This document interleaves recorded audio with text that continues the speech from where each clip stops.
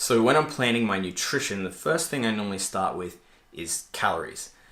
I think calories are the most important because that's what's going to dictate energy balance. So for my current situation, I know that if I start around 2,500 calories to around 3,000 calories, I'm going to start losing body fat. And the reason that I know this is just because I've been doing it for such a long period of time and I'm pretty attuned with like my energy output and everything like that. So I kind of know that if I stay within those ranges there, I'm going to start getting results. However, if you're quite new to this or you're not quite sure what your energy output is, then there are a lot of prediction equations and a lot of apps that you can access online to get a rough estimate of where your starting point should be in order to lose body fat. However, that on its own is normally not enough because there's so much individual variation. You can type in your age, your height, your weight, and all these other factors, and it'll tell you, your output's maybe 3,000 or 2,000 or whatever calories it says.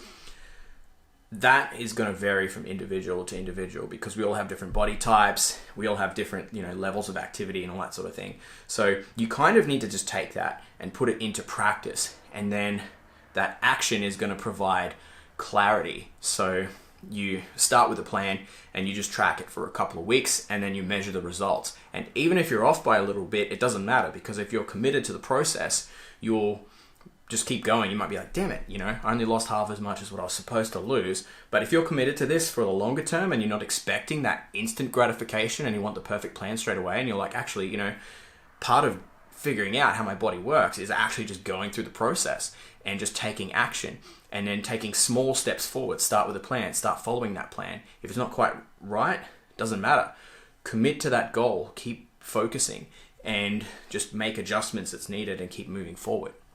Once I have the calories, next I'm going to figure out, okay, how am I going to break down those calories into how many meals per day, and then also protein, fats, carbs, all those sorts of things. So normal rule for me with protein is about 2 grams per kilo body weight per day. If you're resistance training, somewhere around 1.5 to 2.2 grams per kilo, or about 1 gram per pound of body weight per day. For most people is going to be fine. And then from there, I'll normally go fats about 1 gram per kilo per day. And then the rest I just make up with carbohydrates. And I try to keep most of my foods coming from whole foods. It's not just about hitting those macro targets because there's a lot of benefits.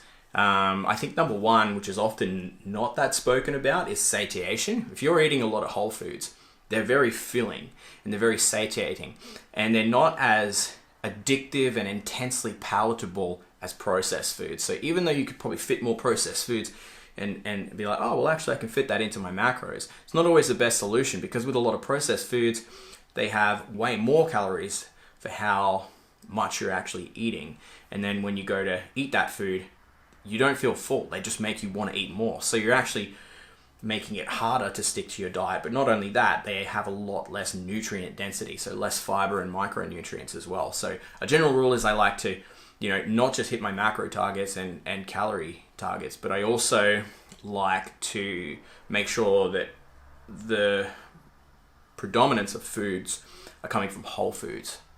Then I'll just spread out those meals throughout the day. So I'll normally have 3 to 5 protein meals per day, and the sweet spot for me is about 4. So I'll normally have breakfast in the morning, and I'll normally keep this pretty high in protein and pretty high in fats. I just find that it gives me a lot of energy and it just kind of fuels me throughout the day, and it doesn't make me feel too lethargic straight after it as well. So usually something like eggs, omelets, that sort of thing. And then I might have a snack throughout the day, which is like fruit. And then my next meal is normally something like, chicken and rice and salad.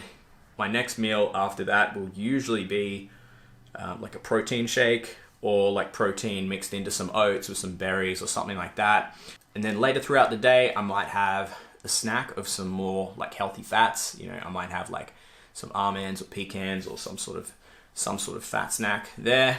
And then for dinner, I'll have normally like meat and veggies and stuff like that. And you can see like this is mostly whole foods. And I'll normally plan out my meal plan with just a little bit under where I am aiming to hit. So I have a little bit of a buffer margin to add in, you know, seasonings and a little bit of condiments and stuff like that. You just have to be careful with condiments. Like, people will put sauce on their foods and things like that. A lot of sauces and a lot of flavorings that you add to your food can be very calorie dense. So in terms of flavoring foods, I tend to stick with mostly herbs, spices, and seasonings there. And then I'll track my data of how my nutrition is going.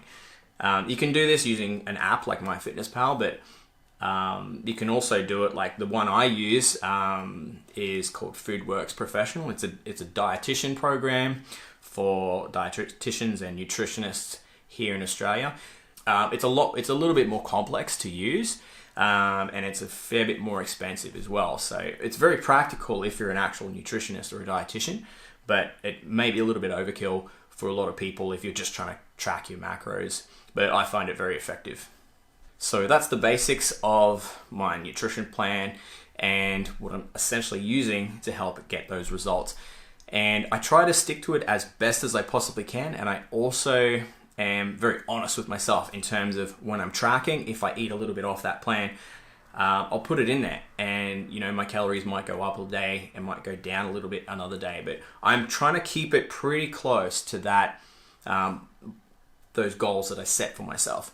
And as long as the averages level out across the week, it's normally okay, as long as the fluctuations are not too drastic, as long as I'm not binging one day and then just eating hardly anything the next day. You can have a little bit of fluctuation, but you want it to be pretty level. So yeah, that's pretty much my nutrition at the moment, and I'm going to go through a little bit more nutrition in a bit more detail in the next couple of videos.